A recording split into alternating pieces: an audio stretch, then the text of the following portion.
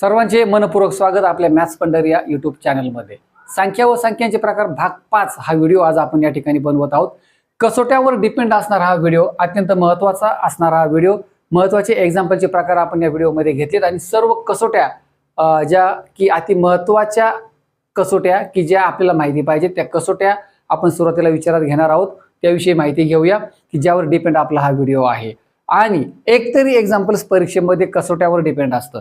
तर चला आपण सुरुवात करूया एक एक कसोटी घ्यायला। पण तत्पूर्वी चॅनलवरती जर नवीन असाल तर नक्की चॅनलला सबस्क्राइब करून ठेवा फॉर द नेक्स्ट अपडेट। चला पहिली कसोटी पाहूया काय आहे ती कसोटी। पहा 2 ची कसोटी दिलेली आहे। एकक स्थानी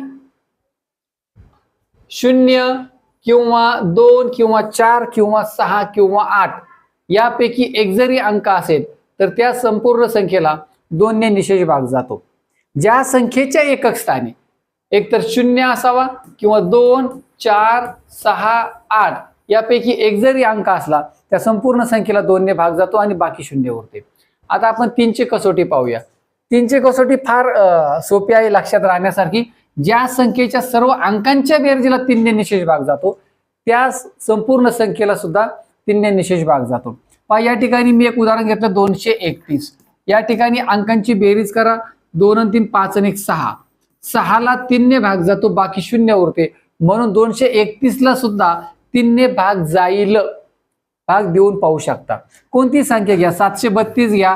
पहा 3 आणि 2 5, 7 आणि 5 12, 3 ने 12 ला भाग जातो। तर अशा प्रकारची 3 ची कसोटी। अगदी अशीच कसोटी 9 ची सुद्धा आहे, पुढे पाहूया आपण। संख्येतील सर्व अंकांची बेरीज करायची, बेरजेला जर 9 ने निशेष भाग जात असेल तर त्या संख्येला सुद्धा 9 ने भाग जातो। त्यामुळे 3 ची आणि 9 ची कसोटी समान आहे। आता पुढे आपण 4 ची कसोटी पाहूया। 4 ची कसोटी काय सांगते पहा, संख्येच्या एकक व दशक स्थानांच्या अंकांनी तयार होणाऱ्या संख्येस जर 4 ने निशेष भाग जात असेल तर त्या संपूर्ण संख्येला 4 ने भाग जातो। शेवटच्या 2 अंकांना एकक आणि दशक 4 ने जर भाग जात असेल तर समजून घ्या त्या संपूर्ण संख्येला 4 ने भाग जाईल। पहा आता इथे एक 6 अंकी संख्या घेतलेली आहे, 3,56,824। शेवटच्या 2 अंकांचा विचार करायचा आहे आपल्याला, 24 आले, 4 ने 24 ला भाग जातो म्हणून संपूर्ण संख्येला सुद्धा 4 ने भाग जाईल। त्यामुळे शेवटच्या 2 अंकाला जर 4 ने भाग जात असेल संख्येला 4 ने भाग जातो। अशा प्रकारे आपली 4 ची कसोटी लक्षात ठेवायची। चला आपण आता पुढची कसोटी पाहूया। 5 ची कसोटी अत्यंत सोपी। जशी आपण 2 ची कसोटी पाहिली की एकक स्थानी 0 2 4 6 8 यापैकी एक जरी अंक असेल त्या संख्येला 2 ने भाग जातो। अगदी त्याचप्रमाणे 5 ची कसोटी आहे। संख्येच्या एकक स्थानी 0 किंवा 5 असावा तर त्या संपूर्ण संख्येला 5 ने निशेष भाग जातो। पाहिजे इथे 5 आहे, इथे 0 आहे, अत्यंत इजी असणारी कसोटी। आता आपण 6 ची कसोटी पाहूया। ही सुद्धा 3 च्या कसोटी प्रमाणे आहे, थोडासा बदल आहे, तो बदल काय आहे ते पाहूया।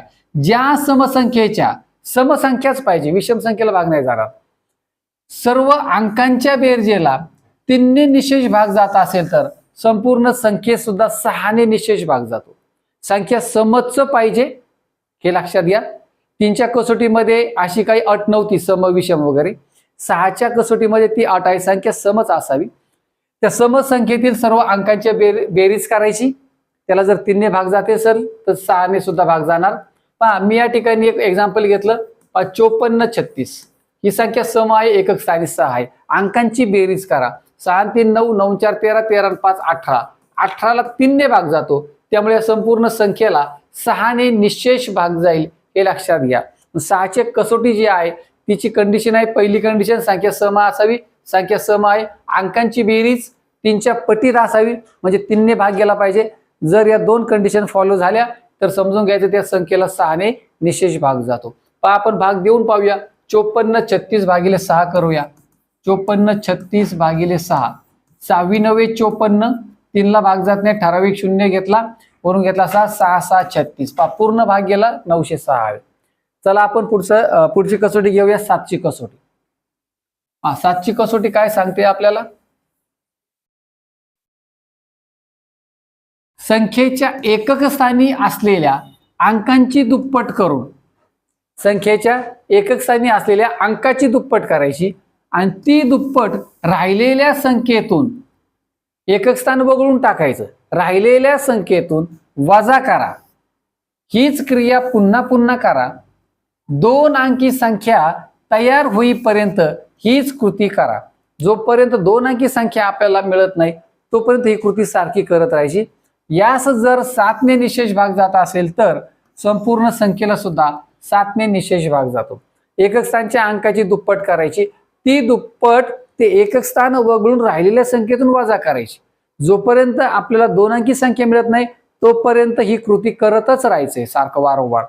आणि मग ज्या ठिकाणी 7 ने निशेष भाग जाईल समजून घ्यायचं, त्या ठिकाणी आपल्याला थांबायचं, त्या संख्येला सुद्धा 7 ने निशेष भाग जाणार. पण जर त्या 2 अंकी संख्येला 7 ने भाग गेला नाही तर त्या संख्येला सुद्धा 7 ने भाग जात नाही. 54,236 पहा, कोणती? 54,236 या संख्येला 7 ने निशेष भाग जातोय का आपण ते पाहूया. पहा, आपल्याला काय करायला सांगितले, मी कसोटीमध्ये सांगितले, एकक स्थानचा जो अंक आहे ना त्याची दुप्पट करायची. तो अंक सोडून उरलेल्या संख्येतून ती दुप्पट वजा करायची. जोपर्यंत 2 अंकी उत्तर मिळत नाही तोपर्यंत ही क्रिया वारंवार करायची आहे. 6 ची दुप्पट 12 होते. इकडे किती अंक उरलाय? 54, 23 उरलेत. 54, 23 यातून 12 वजा करा. 3तून 2 गेला 1, 2तून 1 गेला 1, 54, 11 उत्तर आलं. आता पुन्हा एकक स्थानचा 1 जो आहे त्याची दुप्पट करा. 1 ची दुप्पट 2, अलीकडे 541 उरले. 541 मधून 2 वजा करायचे. किती आले? 539 आले. बरोबर आहे. आता इथे एकक स्थानी किती आहे? 9. 9 ची दुप्पट 18, 53, अलीकडे 53 उरले. 53 मधून 18 वजा करा. पहा किती झाले? 13. 13तून 8 गेले 5, 5 मधून 2 गेला 3, 35 उत्तर आलं. पहा, 2 अंकी संख्या मिळाली आपल्याला. आता या 35ला जर 7 ने भाग जात असेल तर या संख्येला सुद्धा 7 ने भाग जाणार. 7 × 5 = 35, 7 ने भाग जातो आणि म्हणून या संख्येला सुद्धा 7 ने भाग जाणार. तर अशा प्रकारची कसोटी, परंतु ही कसोटी थोडीशी वेळ खाऊ आहे. तुम्ही डायरेक्ट 7 ने, पण 7चा पाढा पाठ असतो, 7 ने भाग जातोय की नाही एवढं करत बसण्यापेक्षा पण कमी वेळेत आपण डायरेक्ट भाग देऊन पण आपण शोधू शकतो. ही कसोटी मला लेंगदी वाटते, फारसा वापर करण्याची गरज नाही.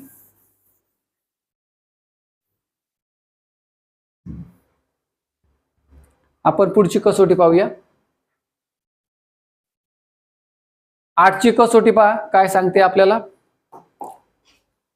ज्या संख्येच्या एकक, दशक आणि शतक स्थानांच्या अंकांनी तयार झालेल्या संख्येस जर 8 ने निशेष भाग जात असेल तर त्या संपूर्ण संख्येला सुद्धा 8 ने भाग जातो. शेवटच्या 3 अंकाला 8 ने भाग जातो का तेवढंच चेक करायचं. आता हे कधी जर मोठी संख्या असेल 5 अंकी, 6 अंकी, 7 अंकी तर अशा वेळेला ही कसोटी वापरणं जास्त फायदेशीर ठरतं. छोट्या छोट्या संख्या असतील 3 अंकी, 4 अंकी तर गरज नाही कसोटी वापरण्याची. पहा, आता इथे एक एक्झाम्पल घेतले. पहा, 3, 3, 6 आणि 7, 7 अंकी संख्या आहे. आपण चेक करूया. 135, 74, 08, 135, 74, 08 शेवटचे 3 अंक आपल्याला विचारात घ्यायचे. 8 ने भाग जातोय का पाहायचं. जातोय पाहायला. 8 ने जर भाग दिला तर 8 × 5 = 40 आणि 8 × 1 = 8, म्हणजे संपूर्ण संख्येला सुद्धा 8 ने भाग जाणार आहे. तर अशा प्रकारची 8ची कसोटी आहे. आता 9ची कसोटी 3च्या कसोटीप्रमाणेच आहे. संख्येतील अंकांच्या बेरजेला जर 9 ने निशेष भाग जात असेल तर संपूर्ण संख्येला सुद्धा 9 ने निशेष भाग जातो. 3च्या कसोटीप्रमाणेच आहे. 6ची कसोटी सुद्धा 3 आणि 9 प्रमाणेच आहे. परंतु मी तुम्हाला त्या ठिकाणी कंडिशन सांगितली होती की संख्या सम असावी. हा फरक लक्षात राहू द्या. पहा, आता इथे पहिलं एक्झाम्पल घेऊया आपण. 54,279. पहा, संख्येतील अंकांची बेरीज करूया. 9, 7, 16, 2, 18, 4, 22 आणि 5, 27. 27ला 9 ने भाग जातो आणि म्हणून या संपूर्ण संख्येला सुद्धा 9 ने निशेष भाग जाणार. अशा प्रकारची कसोटी, सोपी कसोटी आहे. चला आपण पुढची कसोटी पाहूया.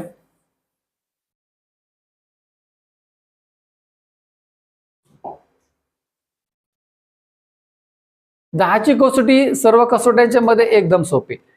एकक स्थानी 0 असावा काम झालं. बस त्या संख्येला 10 ने भाग जाणार म्हणजे जाणार. कोणत्याही संख्येच्या शेवटी 0 पाहिजे, आन्सर मिळून जाणार आपल्याला. 11ची कसोटी काय सांगते पाहूया आपण. ज्या संख्येतील समस्थानाच्या अंकांची बेरीज आणि विषम स्थानांच्या अंकांची बेरीज यांच्यातील फरक 0 किंवा 11च्या पट्टीत येत असल्यास, 11च्या पट्टीत 0 किंवा 11च्या पट्टीत, त्याच्या संपूर्ण संख्येला 11 ने निशेष भाग जातो. मोठी संख्या असेल तर टॅली करायला त्या दृष्टीने महत्वाची कसोटी आहे. छोट्या संख्यांसाठी गरज नाही. पण आता इथे अल्टरनेट नंबरची बेरीज घ्यायची थोडक्यात, समविषमचा विचार करायची गरज नाही, अल्टरनेट नंबर्स घ्यायचे. आता मी एक संख्या घेतली 54, 27, 95. पण अल्टरनेट नंबरची बेरीज करायची, फरक काढायचा म्हणजे वजाबाकी करायची, ती एकतर 0 आली पाहिजे किंवा 11च्या पटीत आली पाहिजे. आता अल्टरनेट नंबर घेऊया आपण. 5 + 7 12, 12 आणि 4 16 आला, बरोबर आहे.